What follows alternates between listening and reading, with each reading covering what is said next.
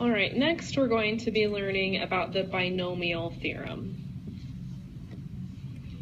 So in our notes, we're going to be expanding some binomials. So the binomial that we're going to look at is a plus b. And the first exponent we're going to look at is 0.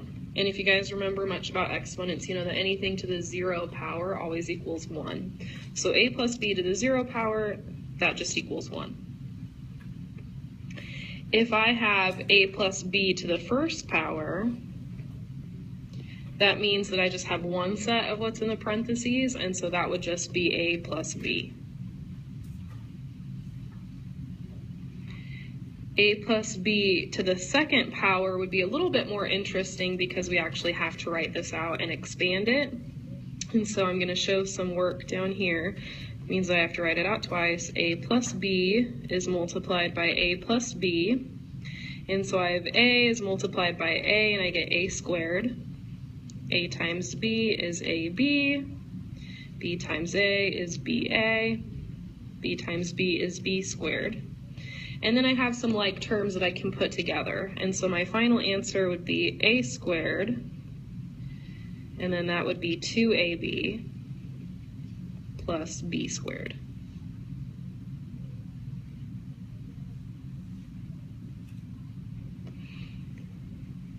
All right, next I'm going to look at a plus b to the third power.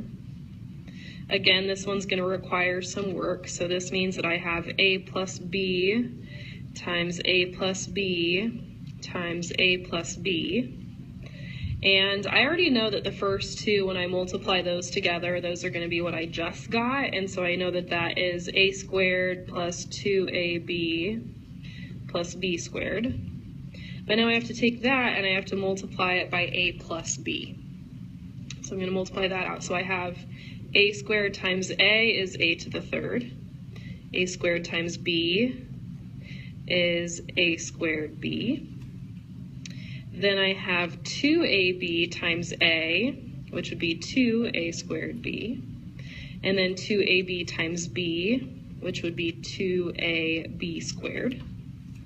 And then I have b squared times a, which is a b squared. And then I have b squared times b, which is b to the third. So if I put all my like terms together, I have a to the third, and then if I look at all the ones that had a squared b in them, these would be my like terms. So I have a squared b plus 2a squared b, which is 3a squared b. And then if I look at the terms that have the ab squared in them, there are these, so those are like terms. That's plus 3ab squared, and then plus b to the third on the end.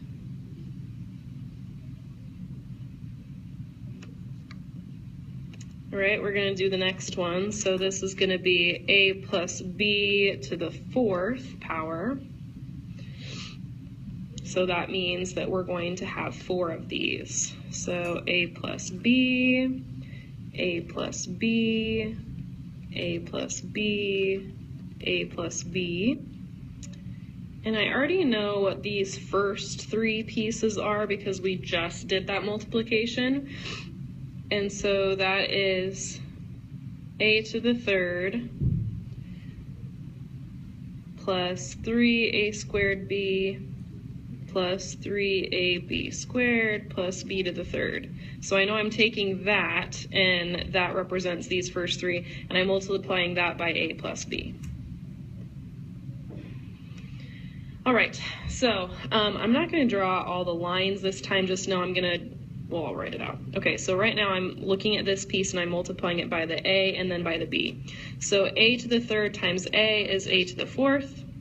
A to the third times b is a to the third b. All right, now I'm going to multiply this one by the a and then by the b. So that would be 3a to the third b plus 3a to the second b to the second. Then I'll go ahead and multiply this one by a and then multiply it by b. So that would be 3a to the second b to the second plus 3ab to the third. And then last, I'm going to multiply that by a and then by b. So that'd be plus ab to the third plus b to the fourth. Okay, so if I put all of my like terms together, first I have a to the fourth. Then of my pieces that have a to the third b, there's these ones. And so that would be 4a to the third b. And then I have 6 a squareds b squareds. And then I have this one and this one, so that makes 4 a b to the thirds, and then I have a b to the fourth.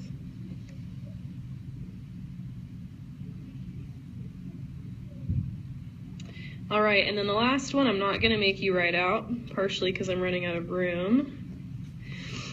So I'm just going to write this one out for you, and then we'll look at what the pattern is here. So this one is a to the fifth plus 5 a to the fourth b plus 10 a to the third b squared plus 10 a squared b to the third plus 5 ab to the fourth plus b to the fifth.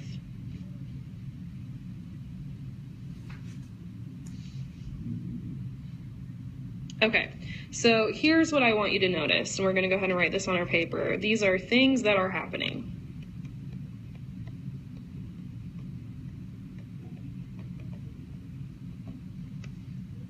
All right, and we're going to specifically look at a plus b to the fifth power. So if you look at a plus b to the fifth power, I want you to notice that for my exponents of a, I start at a to the fifth, then I have a to the fourth, a to the third, a to the second. This would be a to the first. And then at the very end, since I don't have an a written at all, it's kind of like having an a to the 0. So that's the very first thing I want you to notice. So first thing, the terms that we have represented, a to the fifth, then a to the fourth, a to the third, a to the second, a to the first, and then a to the 0, which technically doesn't show up.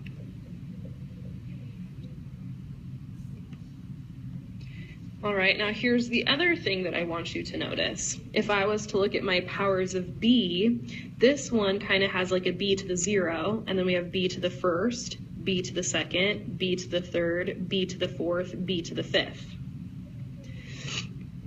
So for our powers of b, we have b to the 0, b to the first, b to the second, b to the third, b to the fourth, b to the fifth. All right, now here's the next thing that I want you to notice. If you are looking at your exponents and you add them together, 5 plus 0 is 5. 4 plus 1 is 5. 3 plus 2 is 5. 2 plus 3, 1 plus 4, 5 plus 0. So the pairs, the a's and the b's together, they add up to 5 every single time, which is also how far we were expanding a plus b. We were doing it to the fifth power. And so all of those exponents add up to 5. So the third thing that we're noticing here is that the powers of a and b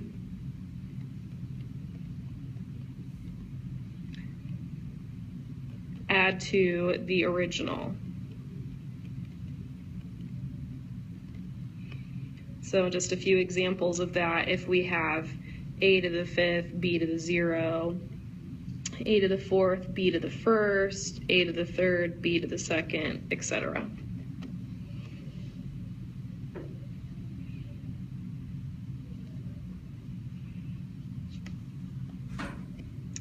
All right, now here's the last thing I want you to notice is that the coefficients of each of the terms are from Pascal's triangle. So if you've ever looked at Pascal's triangle, it starts with a 1, and then it has a 1 and a 1. And then when you look at Pascal's triangle, you look at these two pieces and you add them together. So there's always a 1 going on either side, but then you start to add the numbers. So 1 plus 1 makes a 2, and then there are going to be 1s on either side.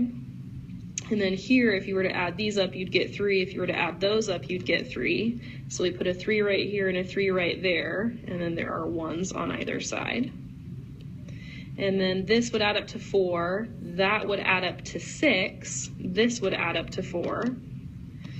So we put 4, 6, 4, and there are 1s on either side. 5, that would be 10, 10, that would be 5. So 5, 10, 10, 5, and then we put 1s on either side. And as you're looking at these, you should recognize, those were the numbers that we were just using in our expansion.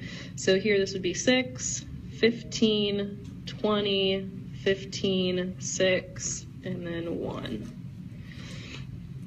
All right, so if we went ahead and labeled this first row was a plus b to the 0. We just had 1, it just equaled 1. Then our second row, this is your a plus b to the 1. We had 1a plus 1b. This next one is a plus b squared. We had a squared plus 2ab plus b squared. This one would be a plus b to the 3rd. We had a to the 3rd, a to the 3rd plus 3a squared b plus 3ab squared plus b to the 3rd. So these numbers are telling us what the coefficients are.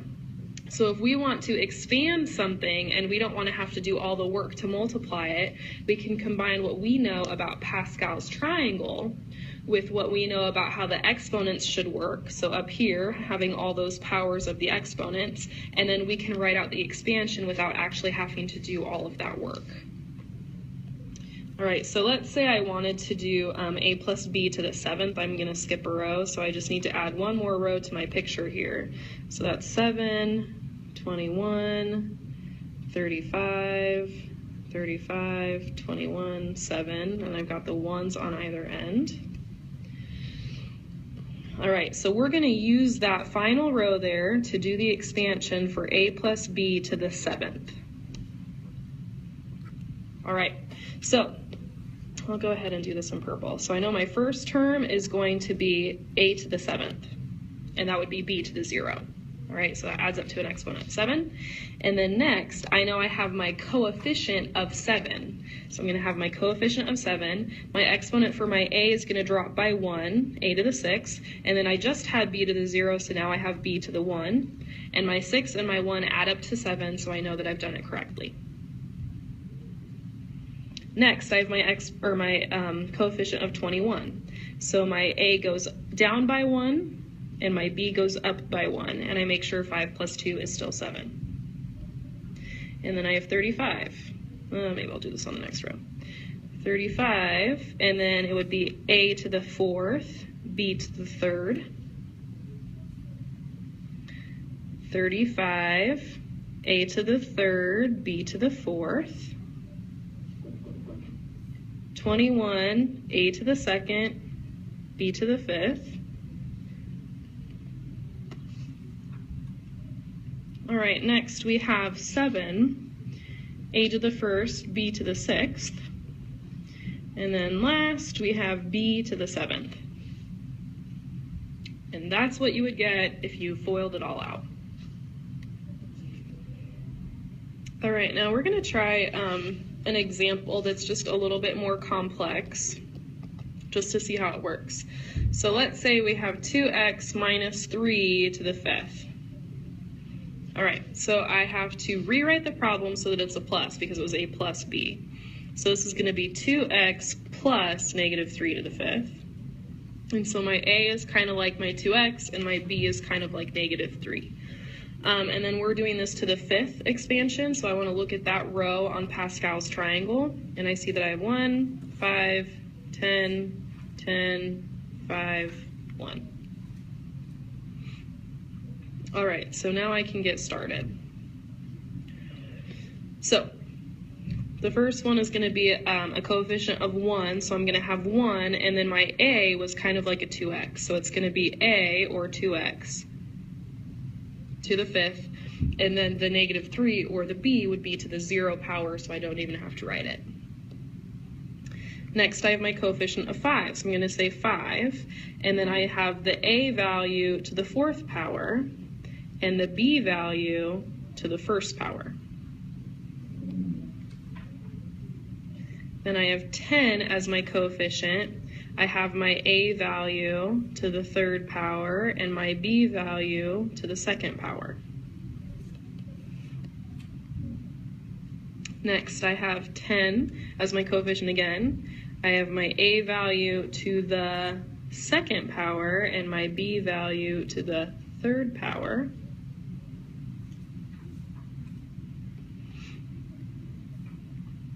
And then my coefficient of 5, my a value is to the 1, and my b value is to the 4th. And then I have my final coefficient, which is my b value to the 5th power. All right, so I can go back and just make sure all my coefficients are good. I've got a 1, a 5, a 10, another 10, a 5, and then a 1 at the very end. And then if I look at my exponents, I just want to make sure they always add up to 5. So 5, there's 5, 5, 5, 5, and 5. So I know I did that right. And now we just have a whole lot of simplifying to do. So if we look at the green term right here, 2x to the 5th, well, I need to see what 2 to the 5th is before I do the x to the 5th. So 2 to the 5th is 32. So I'm going to write this as 32x to the 5th. All right, now on this next one, I have a 5, and I have a 2 to the 4th, and I have a negative 3 to the 1. So I have to multiply the 5 times 2 to the 4th, which is 16, times negative 3. So once I multiply all of those together, I get negative 240, and then I have my x to the 4th. All right, next, I have a 10 that is being multiplied by a 2 to the 3rd, which is 8, which is being multiplied by a negative 3 squared, which is 9. So when I multiply those, 10 times 8,